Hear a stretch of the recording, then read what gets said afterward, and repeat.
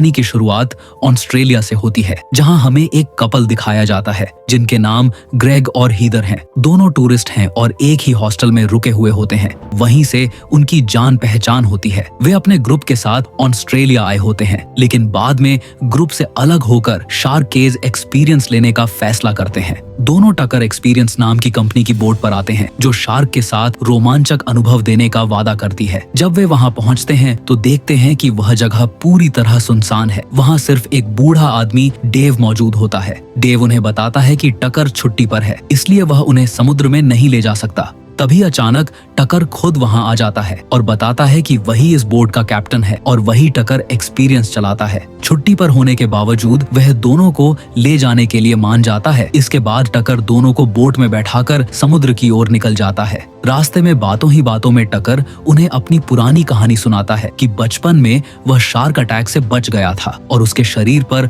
आज भी उसके निशान हैं। वह उन्हें अखबार की एक कटिंग भी दिखाता है जिसमें उस हमले की खबर छपी होती है। उसी दिन से उसे शार्क्स के लिए एक अजीब सा लगाव हो गया था। हीदर कहती है कि यह काम बहुत मुश्किल और डरावना होगा, क्योंकि एक बार शार्क अटैक से बचने के बाद भी वह रोज शार्क्स के बीच काम करता है। वह कहती है कि अगर वह उसकी जगह होती तो कभी पानी के पास भी नहीं जाती। इस पर टकर कहता है कि इसमें शार्क की कोई गलती नहीं थी। फिर वह पानी में खून डालता है, जिससे कई शार्क वहां इकट्ठा हो जाती है। अब डाइव करने का समय आता है। टकर ग्रेग और हीदर को एक लोहे के पिंजरे में बंद करके धीरे धीरे पानी में उतार देता है। शार्क चारों तरफ घूम रही होती है। हीदर डर जाती है और ग्रेग का हाथ पकड़ लेती है, लेकिन थोड़ी देर बाद वह खुद को संभाल लेती है और उस रोमांचक पल को एंजॉय करने लगती है। शार्क को इतने पास से देखकर और यह समझकर कि शार्क हमेशा आक्रामक नहीं होती, दोनों बहुत खुश होते हैं। कुछ समय बाद हंसते खेलते दोनों वापस बोट पर आ जाते हैं, लेकिन तभी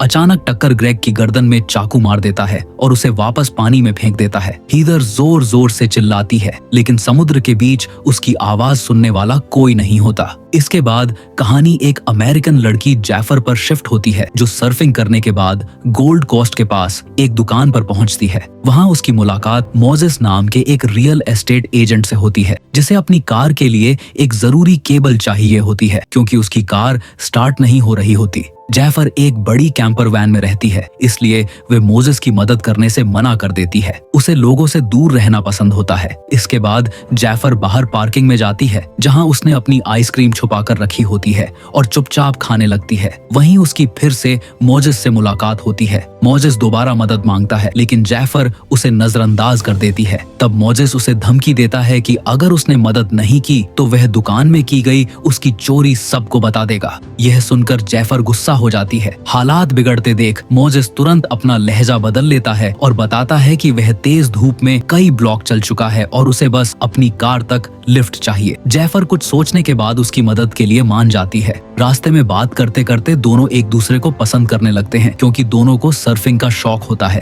रात को जैफर की वैन मोजेस के घर के बाहर खड़ी होती है और दोनों वैन के अंदर करीब आ जाते हैं। इसी दौरान मोजेस बिना जाने जैफर की फिन की निकालने वाली चाबी वैन से बाहर फेंक देता है, जो सर्फ बोर्ड में फिन लगाने के काम आती है। अब मोजेस इस रिश्ते को लेकर सीरियस हो जाता है और कहता है कि वे दोनों किसी वजह से मिले हैं और साथ रहना चाहिए। लेकिन जैफर एक जगह टिककर रहने वाली लड़की नहीं होती। वह मोजेस के घर के अंदर तक नहीं जाती। मोजेस उसके लिए खाना बनाता है, लेकिन जब वह पैनकेक बनाकर बाहर आता है तो जैफर वहां से जा चुकी होती है। यह देखकर मोजेस बहुत दुखी हो जाता है। इसके बाद जैफर सर्फिंग के लिए एक बीच पर जाती है। वैन पार्क करने के बाद उसे अपने सर्फ बोर्ड में फिन लगाने के लिए चाबी चाहिए होती है, लेकिन उसके पास चाबी नहीं होती, क्योंकि मोजेस ने उसे फेंक दिया था। पास में खड़े एक ट्रक से वह फिन की ढूंढने लगती है। तभी उसे किसी के कदमों की आवाज सुनाई देती है। जैसे ही वह पीछे मुड़ती है, टकर उसके सामने खड़ा होता है और मुस्कुरा रहा होता है। टकर बिना कुछ पूछे उसे फिन की दे देता है और कहता है कि उसके पास ऐसी बहुत सी चाबियां हैं। साथ ही वह अकेले सर्फिंग करने की जैफर की हिम्मत की तारीफ करता है। जैफर उसे धन्यवाद देती है और अपना सर्फ बोर्ड ठीक करने लगती है। उसी समय मोजेस जैफर को खाने की फोटो भेजता है और मैसेज करता है कि क्या वह उसके साथ सर्फिंग पर जाना चाहेगी, लेकिन जैफर जवाब दे पाती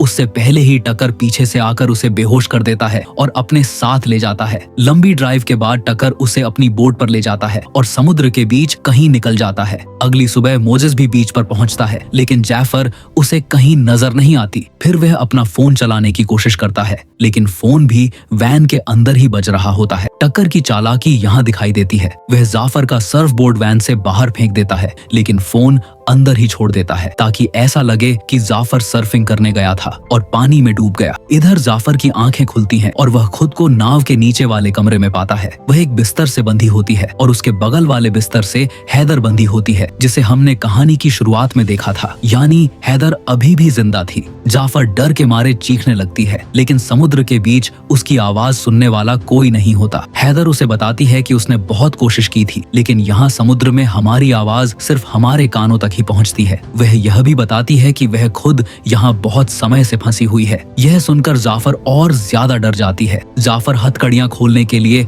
आसपास कुछ ढूंढने लगती है, लेकिन वहाँ कुछ भी नहीं होता। तभी उसकी नजर दीवार पर लिखे एक लड़की के नाम पर पड़ती है। उस नाम को देखकर जाफर कुछ देर के लिए चुप हो जाती है, क्योंकि उसे समझ आ जाता है कि इससे पहले भी यहाँ कोई लड़की कैद थी जिसने उम्मीद छोड़ दी होगी और दीवार पर अपना नाम लिख दिया होगा। ऊपर डेक पर टकर आराम से बैठा मछली पकड़ रहा होता है। इस बीच जाफर हैदर से पूछती है कि क्या कोई उसे ढूंढने आएगा। हैदर बताती है कि उसके साथ एक लड़का भी इस नाव पर था, लेकिन उसके साथ क्या हुआ यह जानना जाफर नहीं चाहेगी। जाफर उसके शब्दों से ही सब समझ जाती है। फिर हैदर वही सवाल जाफर से पूछती है। जाफर हल्की सी मुस्कान के साथ अपना दुख छुपाते हुए कहती है कि उसे भी कोई याद नहीं करेगा, लेकिन जाफर यह नहीं जानती कि मोजिस अब भी उसके बारे में सोच रहा था। जब मोजिस देखता है कि जाफर की वैन को बीच से टो करके ले जाया जा रहा है तो उसे शक होता है, क्योंकि वही वैन जाफर का घर थी और उसके बिना वह कहीं नहीं जाती। इसलिए मोजिस सीधा पुलिस स्टेशन जाता है, लेकिन वहाँ मौजूद पुलिस वाला इस बात को गंभीरता से नहीं लेता। वह कहता है कि वह एक घुमक्कड़ सर्फर है, शायद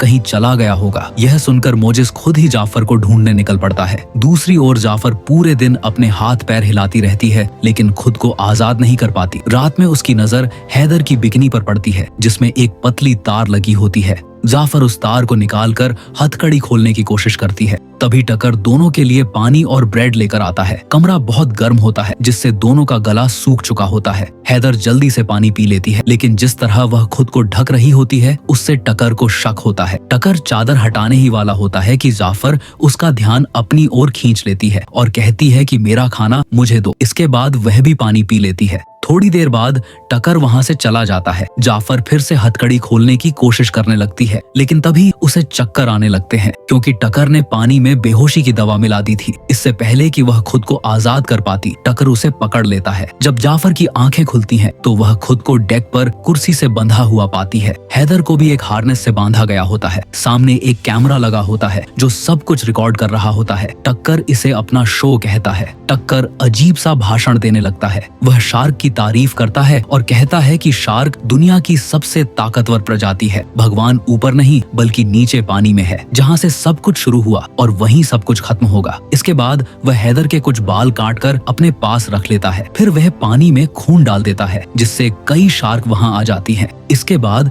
वह हैदर को पानी में छोड़ देता है। ठंडा पानी, खून और डर की वजह से शार्क हैदर पर हमला कर देती है और उसे मार डालती है। टकर यह सब कैमरे में रिकॉर्ड करता रहता है। जाफर यह सब अपनी आंखों से देखती है और पूरी तरह टूट जाती है। कांपते हुए वह नीचे दीवार पर अपना और हैदर का नाम लिख देती है। तभी उसे एहसास होता है कि दीवार पर सिर्फ एक नाम नहीं बल्कि कई लड़कियों के नाम लिखे थे, जिन्हें बाद में पेंट करके छुपा दिया गया था। यानी टकर सिर्फ एक पागल आदमी नहीं बल्कि एक सीरियल किलर था, जिसने कई टूरिस्ट लड़कियों को मारा था। इसका सबूत उसकी वीडियो टेप्स थी, जिनके साथ वह लड़कियों के बाल भी रखता था। अब उन टेप्स में एक नई टेप जुड़ चुकी थी, हैदर की, और अगली टेप जाफर की होने वाली थी। अगली सुबह हम देखते हैं कि हैदर के शरीर के बचे हुए हिस्से पानी में तैर रहे होते हैं, जो बहुत डरावना लगता है। दूसरी तरफ मोजिस अब भी जाफर को ढूंढ रहा होता है। तभी उसे जाफर का सर्फ बोर्ड मिलता है। यह देखकर उसकी चिंता और बढ़ जाती है, क्योंकि जाफर का सारा सामान वहाँ था, लेकिन जाफर खुद नहीं थी। जैसे ही रात होती है, टकर फिर नीचे आता है और जाफर के लिए पानी और ब्रेड लेकर आता है, लेकिन जाफर गुस्से में सब गिरा देती है और कहती है कि तुम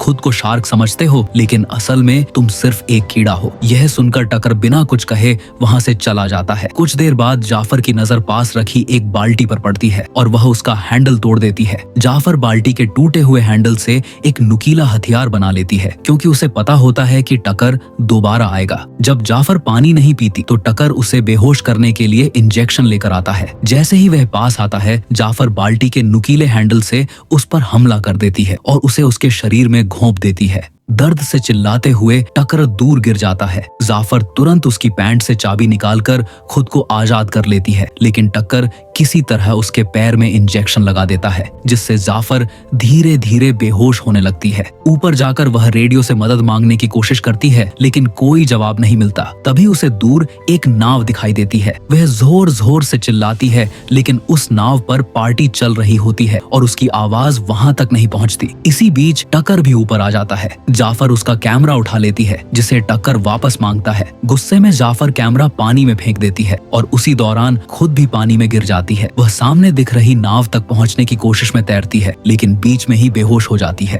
टक्कर उसे पानी से निकालकर फिर से नाव पर लाता है और नीचे बंद कर देता है। अब उसके पास कैमरा नहीं होता, इसलिए वह जाफर को मारने की योजना टाल देता है और सोचता है कि पहले नया कैमरा खरीदेगा। वह नाव लेकर किनारे की तरफ लौट जाता है और जाफर को फिर से बंद करके चला जाता है। दूसरी तरफ पुलिस भी जाफर की तलाश में लग जाती है, लेकिन मूसा को शक होता है। वह पार्किंग की सीसीटीवी फुटेज चेक करता है और देखता है कि जाफर की वैन के पीछे टक्कर का ट्रक था, जिस पर टक्कर एक्सपीरियंस का लोगो लगा होता है। मूसा उस जगह का पता निकालता है और नाव तक पहुंच जाता है। नाव पर चढ़ते ही उसे नीचे से जाफर की चीख सुनाई देती है। वह तुरंत नीचे जाकर उसे देखता है। जाफर उसे देखकर हैरान और खुश हो जाती है। वह कहती है कि ऊपर से कुछ लेकर आओ ताकि मैं आजाद हो सकूं और पुलिस को कॉल कर सकूं। मूसा ऊपर जाकर फोन करता है, लेकिन तभी टक्कर आकर उस पर हमला कर देता है। कॉल पुलिस तक पहुंच चुकी होती है, लेकिन टक्कर मूसा का फोन तोड़ देता है और उसे बुरी तरह घायल कर देता है। फिर भी मूसा हार नहीं मानता और लगभग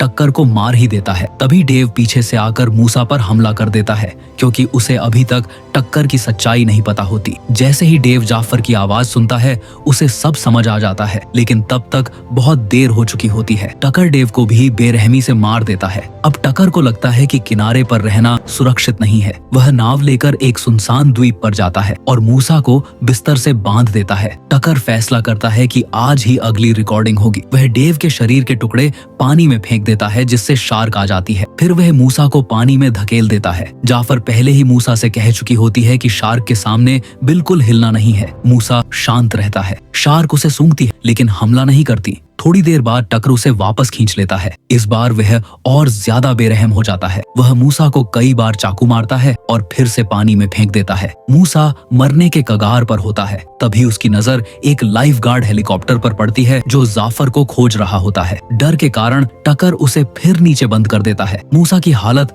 बहुत गंभीर हो जाती है। यह सब जाफर देख रही होती है। वह अब और देर नहीं करना चाहती। वह हथकड़ी से हाथ निकालने की कोशिश करती है, लेकिन असफल रहती है। आखिरकार वह अपना अंगूठा तोड़ देती है, लेकिन फिर भी हाथ नहीं निकलता। आखिरी उम्मीद में वह अपने दांतों से अंगूठा काटकर अलग कर देती है और खुद को आजाद कर लेती है। उसी समय टक्कर नीचे आता है और उसे इंजेक्शन लगाने की कोशिश करता है, लेकिन जाफर चालाकी से उसे कमरे में बंद कर देती है और बाहर से दरवाजा बंद कर देती है। वह ऊपर जाकर नाव चालू करने की कोशिश करती है, लेकिन टक्कर दूसरे रास्ते से ऊपर आकर सिस्टम बंद कर देता है। अब जाफर के पास सिर्फ एक ही रास्ता होता है, लड़ाई और भागना। दोनों के बीच जबरदस्त लड़ाई होती है और मौका मिलते ही जाफर पानी में कूद जाती है। सामने उसे एक द्वीप दिखता है, जहाँ शादी की पार्टी चल रही होती है। जाफर के हाथ से खून बह रहा होता है और पानी में शार्क भी होती है। टक्कर छोटी नाव लेकर उसका पीछा करता है। जाफर किसी तरह द्वीप तक पहुंच जाती है, लेकिन टक्कर उसे फिर पकड़कर अपनी नाव पर ले आता है। अब टक्कर को यकीन हो जाता है कि असली खतरा मूसा नहीं बल्कि जाफर है। वह इस बार योजना बदल देता है। वह मूसा को कुर्सी से बांध देता है और जाफर को हार्नेस से लटका देता है और अपनी नई रिकॉर्डिंग की तैयारी करता है। इसी दौरान एक विशाल ग्रेट व्हाइट शार्क वहां आ जाती है, जिसे देखकर टक्कर भी हैरान रह जाता है, क्योंकि बाकी सारी शार्क से यह कहीं ज्यादा खतरनाक होती है। जैसे ही वह खतरनाक शार्क आती है, बाकी सारी शार्क भाग जाती है। टकर उस शार्क को बहुत देर तक देखता रहता है। उसे याद आता है कि इसी शार्क ने उस पर हमला किया था, फिर भी वह उसे प्यार करता था। उसके लिए वह शार्क भगवान जैसी थी। इसके बाद टकर बिना देर किए जाफर को पानी में छोड़ देता है, लेकिन जाफर पूरी तरह होश में होता है। टकर शार्क को उकसाने के लिए हारपून उठाता है, लेकिन वह उसके हाथ से फिसलकर जाफर तक पहुंच जाता है। जाफर हारपून की मदद से खुद को खोल लेता है और पानी में गिर जाता है। वहां उसकी नजर उस शार्क पर पड़ती है और वह उसे ध्यान से देखता है। शार्क जाफर के पास आती जरूर है, लेकिन उसे कोई नुकसान नहीं पहुंचाती। शायद वह जाफर में भी कुछ अलग देखती है। वह भी एक सर्वाइवर था, जैसे वह खुद थी। इससे जाफर को और हिम्मत मिलती है। वह फिर से नाव पर चढ़ जाता है और टकर से जबरदस्त लड़ाई करता है। टकर बहुत ताकतवर होता है और लगभग जाफर को कुचल देता है। तभी पीछे से बुरी तरह घायल मूसा आता है और लोहे की रॉड से टकर के सिर पर वार करता है। टकर का संतुलन बिगड़ जाता है और वह सीधे नाव से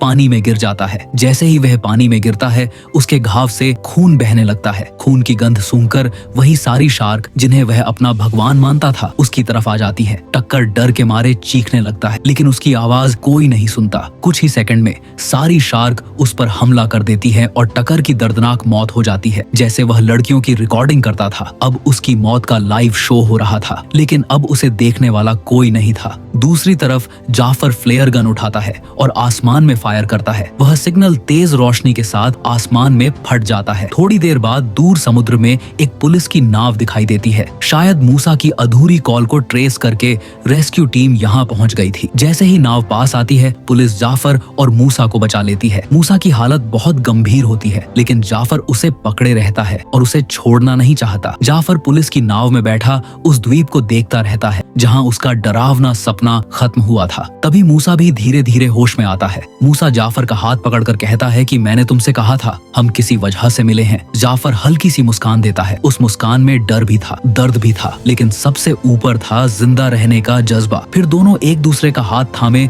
उस डरावने समुद्र को पीछे छोड़ देते हैं और क्षितिज की ओर बढ़ जाते हैं। इसी के साथ यह कहानी यहीं खत्म हो जाती है। अगर आपको यह वीडियो पसंद आया हो तो चैनल को लाइक और सब्सक्राइब जरूर करें।